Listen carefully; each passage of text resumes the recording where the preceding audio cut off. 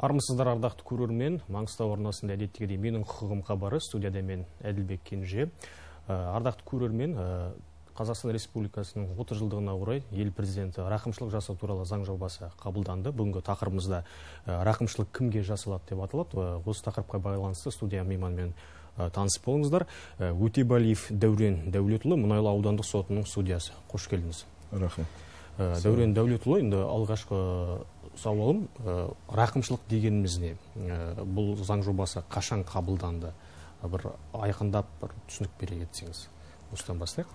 Рақымшылық заңы Қазақстан Республикасының тәуелсіздігінің 30 жылдығына байланысты рақымшылық жасау туралы Қазақстан Республикасының заңы 2021 жылдың 7 желтоқсанында ізгілік қағидаттарын басты талап етіп қабылданды. Оның ерекшелігі бұрынғы қабылданған рақымшылық заңдарына қарағанда бұл заңда бұрынғы сотталып рақымшылық заңы қолданылса да, бұл заңда қолдануға мүмкіндік бар. Жалпы бұл рақымшылық не үшін қажет болды? Рақымшылық заңы Қазақстан Республикасында жаңағы түрмеде отырған халықтың санын азайту мақсатында, сол мақсатта қазір пайдаланып осы заңды қолданып отыр. Бұл заң жобасының белгілі бір шектік мерзімі бар ма? Яғни осы аралықта қолданылады, болмаса жыл бойына ма, 1-2 жылға ма, қанша уақыты бар? Заң қолданылғаннан кейін ресми түрде жарияланған күннен бастап 6 ай мерзім ішінде қолданады. Сотталушылардың өтініші бойынша.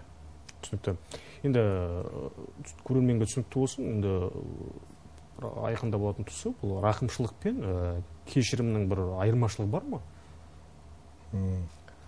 Кешірім жасау, ол Қазақстан Республикасының қылмыстық кодексінде Қазақстан Республикасының президенті ғана кешірім беріліп, кешірім ал рақымшылық заңы ол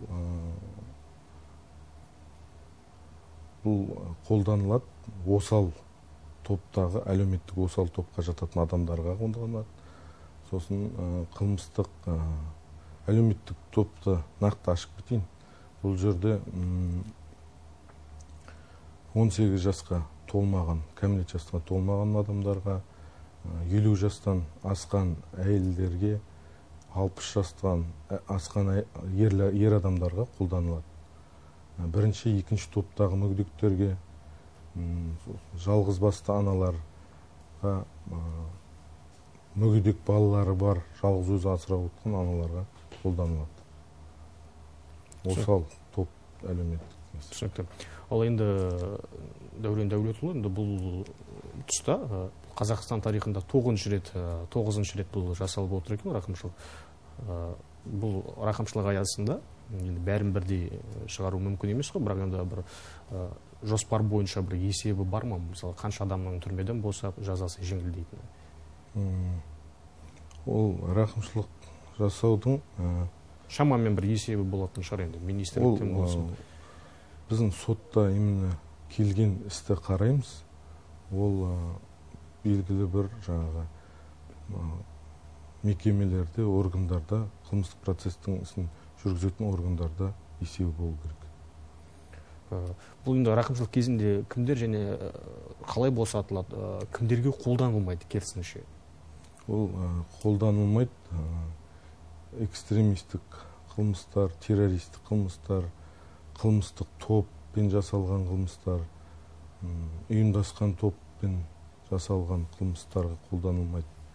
Және де азаптау арқылы қылмыс жасаған адамдарға, сосын қылмыстық жолмен келтірілген, залалы өтелмеген, азаматтық талап бар келтірген қылмыстық істер босатылуға, қолдануға, рақымшылық заңын қолдануға жатпайды. Түсінікті. Ендігі кезекте осы рақымшылыққа, мысалы, көрерменге де түсінікті болсын, ол өтініш қалай жазылады? Яғни туыстары жазады ма? Әлде сол жазасын өтеуші азамат жазады ма? Бір түсіндіріп өтсеңіз. Жазасын өтеп жатқан адам сол органға барып өтініш жазу арқылы ол орган бүкіл құжаттарын жинап сотқа тапсырады. Мысалы, пробациялық бақылауда тұрғанын ол атқарушылық, сол пробация қызметі істі жинап сотқа тапсырады. Ол сот белгілі мерзім ішінде қарап қаулысын шығарады. Бұл қандай заң бойынша? Ол құжаттар, мысалы, бұрынғы сотталған үкімі қанша мерзім жазасы қалды, мүгедек болса мүгедектік туралы анықтамалары, семьясында жалғыз басты ана ма, сондай анықтамалары іске тігіліп, сосын залал келтірілген шығындары өтелген бе, өтелмеген бе, сол құжаттардың барлығы қосып беріледі сотқа. Түсінікті. Ал енді денсаулық жағына байланысты сол өтініш жазуға болмаса, қол қоюға мүмкіндігі болмаса, ондай жағында қалай ескеріледі? Ол жаңа осал тобына жатады деп айттым ғой, бірінші, екінші топтағы мүгедектер болса, соның заңды өкілі болса, яғни заңды өкілі болар. Заңды өкілі. Болмаса жаңағы өзінің жазасын өтеп жатқан орган арқылы тапсырылады өтініштерін. Ал енді тағы бір сұрақ, рақымшылық жасау туралы шешімді қалай қабылданады? Қанша уақыт, мысалы, өтінішті жіберді? Өтінішті жіберсе, сот оны бірінші тіркейді, тіркеп тараптарға хабарлайды барлығын. Қашан уақытын, орнын, қай жерде болатын процесте қаралады барлығы.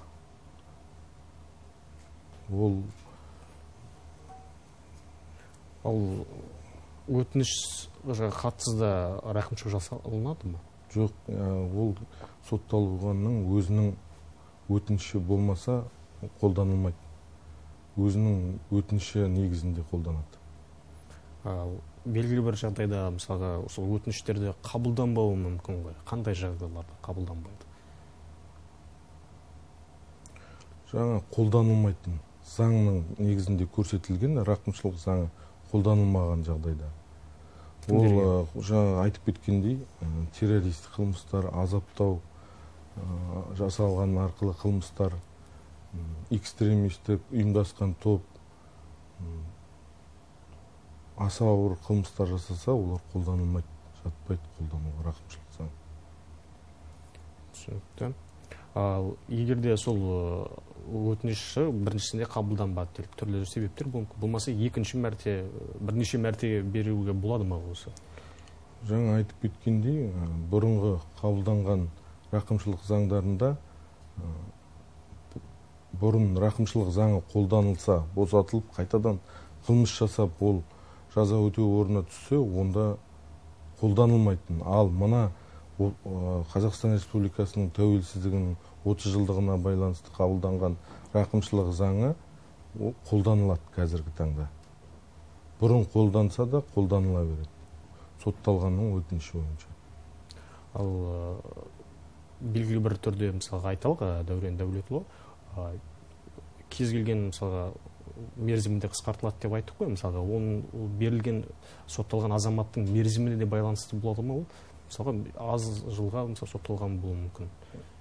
Мысалы, теріс қылықтар жасаған адамдарға, ауырлығы орташа қылмыс жасаған адамдарға рақымшылық заңы қолданылады, босатылады жазадан. Ал ауыр қылмыс жасаған адамдарға, ол залал өтесе, азаматтық талап жоқ болса, ауыр қылмыстарға 3-тен 2-сін, ал аса ауыр қылмыстарға 5-тен 1-ін қысқартады. Бұл қалай? Жазаның өтелмеген бөлігінің. Өтелмеген бөлігінің 5-тен 1 бөлігін мөлшерін қысқартады. Ал егерде мен сұрағым келген, бұл сотталған азаматтың жылы маңызды болады ма деген, яғни ұзақ мерзімдегілерге көбіне басымдық беріледі ме, әлде бәріне бірдей болады? Мысалы, аз жылға абақтыға жабылған болуы мүмкін. Жоқ, жаңа айтып кеттім ғой мен. Рақымшылық заңы ол қолданылады, әлеуметтік осал топтарына қолданылады. Ол әлеуметтік осал тобына жататын адамдар, жаңа бірінші, екінші топтағы адамдарға, 50 жастан асқан, әйел адамдарға, 60 жастан асқан ер адамдарға жалғызбасты балалары, кәмелетке толмаған балалары бар балаларға, асырап алған баласы барларға, туылғаннан мүгедек болған баласы барларға қолданылады. Ал қолданылмайды, жаңа айтып кеткендей, экстремистік, қылмыстық топпен жасалған қылмыстық құқық бұзушылықтарға қолданылмайды. Мысалға, абайсызда бір жасалынатын қылмыстар болады ғой? Абайсызда жасалған қылмыстарға қолданылады. Жаңа теріс қылық дегеніміз, айтып кеттім, несі онша емес, ауыр емес қылмыстарға жатады. Түсінікті. Дәурен Дәулетұлы, тағы бір сұрақ, осы хабарға дайындалу барысында әлеуметтік желілерде осы рақымшылыққа байланысты азаматтардың сұрақтары бар екен. Осының ішінде нақтылап өзіңіз енді айтып өтсеңіз, педофилдерге және жемқорлық фактісі бойынша сотталған азаматтарға бұндай рақымшылық жасалынады ма, және не қажеті бар дейді, егер жасалса? Оларға қолданылмайды. Рақымшылық заңы қолданылмайды олар.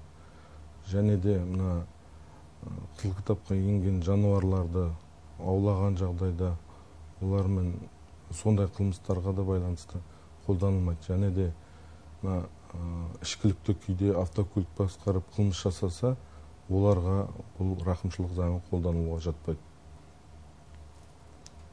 Түсінікті. Ал енді заңның аясында заңды іске асыру жөніндегі шараларды айтып өтсеңіз, ол мысалға қандай шаралар бар? Тағы бір босап шыққаннан кейінгі бірден босатып жіберіп қарап отырмайтын шығар. Енді бұл ары қарай бейімделуге, қоғамға байланысып сіңісіп кету жағында қандай заңның айтар тұстары бар? Рақымшылық заңымен босаған осал топта жататын адамдар, мысалы жақын туыстары жоқ болса,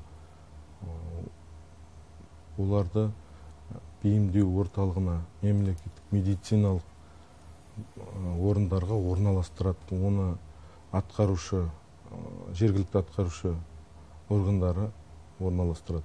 Және де кәмелетке толмаған балалар, мысалы, босап шыққан жағдайда, оларды орта білімді, кәсіптік білім беретін ұйымдарда оқытып, ата-аналардың тәрбиесіне береді. Түсінікті. Ал жұмысқа тұруға байланысты айтып өтсеңіз, көп жағдайда білеміз, енді сотталмаған туралы анықтама сұрап жатады. Ондай жағдайда қалай болады? Қазіргі таңда бұл заңда ондай жоқ. Сотталғанда сұратып жұмысқа қабылдау жөнінде. Ол жауапкершілігі шектеулі серіктестіктерінде жұмыс жасауға болады, ешқандай оған кедергі жоқ. Ал қазіргі таңда енді өзіңіздің іс тәжірибеңізде осындай өтініш жазып жатқан азаматтар бар ма?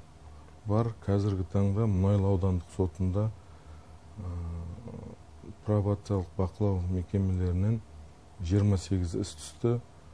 Оның барлығы осы заңның аясында қаралып, шешімдер қабылданды.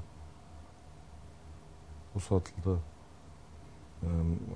Өтелмеген жазадан мөлшері қысқартылып жатыр. Түсінікті. Дәурен Дәулетұлы, енді тағы бір сұрақ. Мысалы, шетелден экстрадицияланып, сол шетелде жасаған қылмысымен сотталған азаматтар елге келгенден кейін, елдегі абақтыда отырса, ол кісілерге қандай рақымшылыққа ілінеді ме? Ондай жоқ, оларға қарастырылмаған. Түсінікті. Ал енді белгілі бір жағдайда, жаңа мен сұрақ барысында қойдым, енді қоғамда өзекті мәселе ғой, енді осы жемқорлық фактісімен мысалы сотталды азамат, бірнеше жылға яғни айып тағайындалды. Ал мысалы заңда көрсетілген болса рақымшылық бойынша мысалы белгілі бір отырған мерзімнің қалған жылын, яғни сатып алуына айыппұлдар бойынша мысалы айыппұл төлеп барлығы өтелсе, отырған жылын мысалға қалған бөлігін мысалы сатып алу, үкіметке төлеу арқылы босауға қарастырылады ма? Бұл рақымшылық заңына сұрағыңыз оған қатысты емес. Былай айтсаңыз, онда тәжірибеңізде. Олар қазір заңда қарастырылған қолданылып жатыр қазіргі таңда. Қандай құқық бұзушылықтарға қолданылады? Жаңағы сіздің айтып отырсыз, жемқорлыққа байланысты соны айтып отыр. Айыппұл қабылданып, айыппұл төленсе босатып отыр жазадан. Қандай айыппұл, мысалы, қандай ақы төлену керек, мысалы, жаңағы жемқорлыққа байланысты ұсталса, мысалы, сол қанша алды, соның 24 еселенген сомасын. 24 еселенген. 24 еселенген болса, ол айлық есеп көрсеткіш бойынша ма, қалай? Жоқ, именно жемқорлық фактісі бойынша ұсталған болса, қанша суммамен мысалы ұсталды, қанша суммаға бағаланды, соның 24 еселенген суммасында мемлекетке төлеу арқылы босауына мүмкіндік бар. Ал егер де сол соманы төлей алмаса, бірақ белгілі бір айталық 20 жылға бас бостандығынан айырылса, ол 20 жыл толық отыруы мүмкін бе? Әлде осындай рақымшылыққа ілінеді ме? Рақымшылыққа жемқорлық фактісі бойынша ілінбейді. Бұл жемқорлық фактісі ілінбейді ешқашан. Ал толық отыруы тиіс пе? 20 жылға мысалы белгілі бір айып тағылса? Жоқ, жазада мерзімінен бұрын босатылуы мүмкін. Қандай жағдайларда? Өзі жаңағы сотталған мекемеде өзін жақсы қырынан көрсетсе, тәрбиеленуге мүмкіндігін көрсеткен жағдайда жазасының 3/2-сін өтесе, шартты түрде босатылуы мүмкін. Шартты түрде босатылуы. Жаңағы, яғни бұл рақымшылық заңы, яғни 9-шы рет Қазақстан тәуелсіздік алғаннан бері, бұл қанша кезең сайын ол, яғни бізде өтіп отыр? Көбіне көп 25 жылдыққа байланысты, Қазақстан Республикасының тәуелсіздігіне 25 жылдығына байланысты қолданылды рақымшылық заң. Осы жылы, өткен жылы 2021-дің 7-ші желтоқсанында Қазақстан Республикасының тәуелсіздігінің 30 жылдығына байланысты қолданып отыр. Ізгілік қағидаттарына байланысты. Түсінікті. Тағы бір сұрақ, Дәулен Дәулетұлы, осы қолдану мерзімінің ерекшелігі, яғни сіз 6 ай деп өттіңіз. Бұрынғы рақымшылықтарда осындай 6 ай мерзім бе, әлде бұл қысқартылған, болмаса ұзартылған уақыт ба? Бұрында да 6 айдың ішінде қолданылу мерзімі. Қазіргі 30 жылдықта байланысты қолданып отырған рақымшылық заңында да 6 айдың ішінде қолданылады. 6 айдың ішінде, түсінікті. Енді тағы бір сұрақ, осы рақымшылыққа өтініш жазарға да, мысалы, айталық шешім шығарылады ғой, мысалы, сіздер рақымшылық жасау шешімді қалай қабылдады? Сіздер қабылдағаннан кейін белгілі бір жаңағы министрлікке, болмаса жаңағы прокуратура, ішкі істер министрлігіне жолдайсыздар ма? Әлде сіздердің түскеннен кейін бұл белгілі бір мысалы уақыты барша қаралу осының? Рақымшылық заңы бойынша түскен құжаттар, жадығаттар бір айдың ішінде сотта қаралады. Ол қаралып қаулы еткеннен кезден бастап жазасын өтеу орнына қаулы жіберіледі. Оның жазасы қысқартылған, мөлшері қысқартылған болса, оны қысқартып, өтелмеген мерзімінде қысқартылып жіберіледі. Ал жазадан босатылса, заңды күшіне енген күннен бастап босатылады. Ол қандай уақыт? Заңның 15 күннің ішінде. 15 күннің ішінде. Түсінікті. Ал егер де жаңағы уақытын, мерзімін қысқарту жағын айтып өтсек, ол қанша уақыт? Мысалға айталық қысқарады. Жаңа айтып кеткендей, ауыр қылмыс, аса ауыр қылмыстардың айттым ғой, өтелмеген жаза өтелмеген бөлігінен ауыр қылмыстар бойынша 3/2-сі, ал аса ауыр қылмыстан 5/1 қысқартылады. Жазасы өтелмеген жазасынан қысқартылады. Осындай бізде осы мерзімін қысқарту жағынан біздегі мұнайлы ауданы бойынша қанша өтініш келді? Қазір әлі де ол түсіп жатыр. Осы күнге? Бар, осы күнге 28 ақыс болды. 28 азаматтың яғни мерзімі қысқартылды. Мерзімі қысқартылды. Көбіне басымдық көбіне қай қылмыс бойынша мысалға істі болғандар? Көбіне көп ұрлық мәселесіне бойынша қазіргі таңда өзіміздің өндірісімізде, сот өндірісінде қабылданып жатыр. Сол аса емес ауыр қылмыстар сол ұрлық қылмысы бойынша.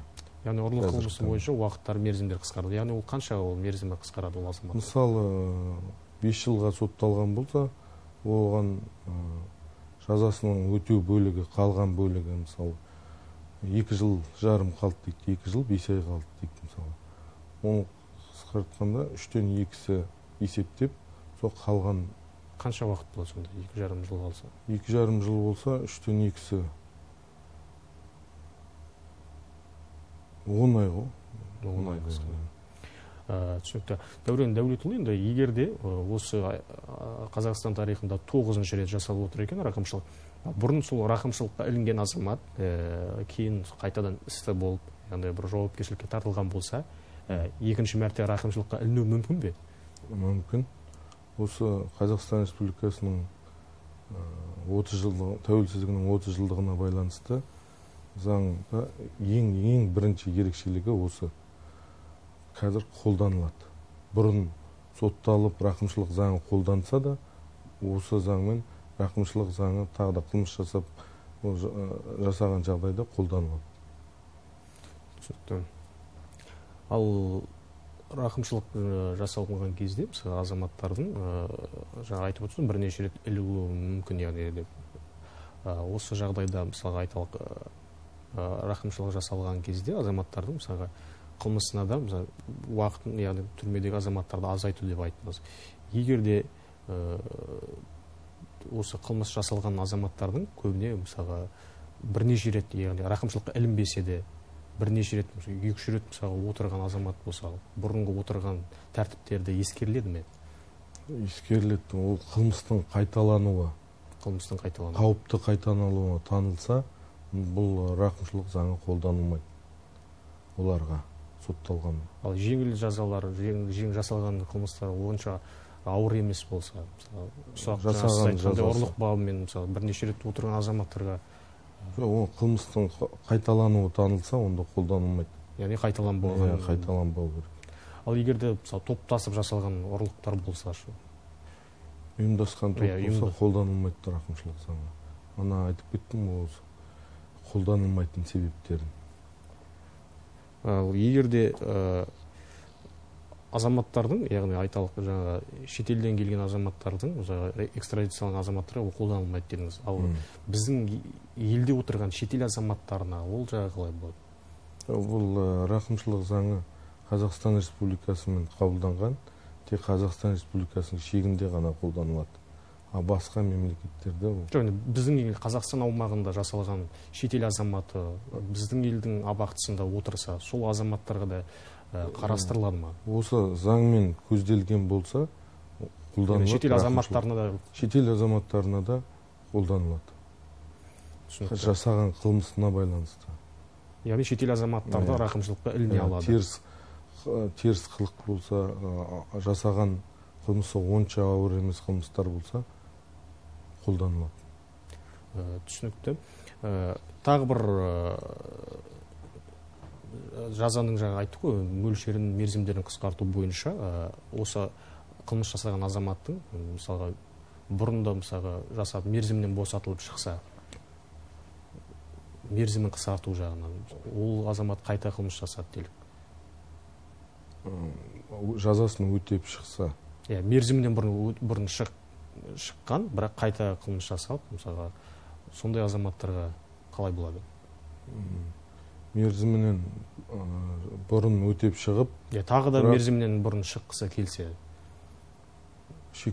мысалы айтайын, шектеу мерзімі, шектеу жазасы қолданылса, оны шектеу немесе шартты жазаға бұзатылып, тағы да қылмыс жасаған болса, онда ол қылмысты қайталану болып танылып, қолдануға жатпайды. Жаңа айтып кеткендей сұрақ. Түсінікті. Құрметті Дәурен Дәулетұлы, студиямызға келіп, сұрақтарымызға, айтқан жауаптарыңызға алғыс білдіреміз. Құрметті көрермен, хабарымыз өз мәресіне келіп жетті. Келесі эфирде жолыққанша аман сау болыңыздар.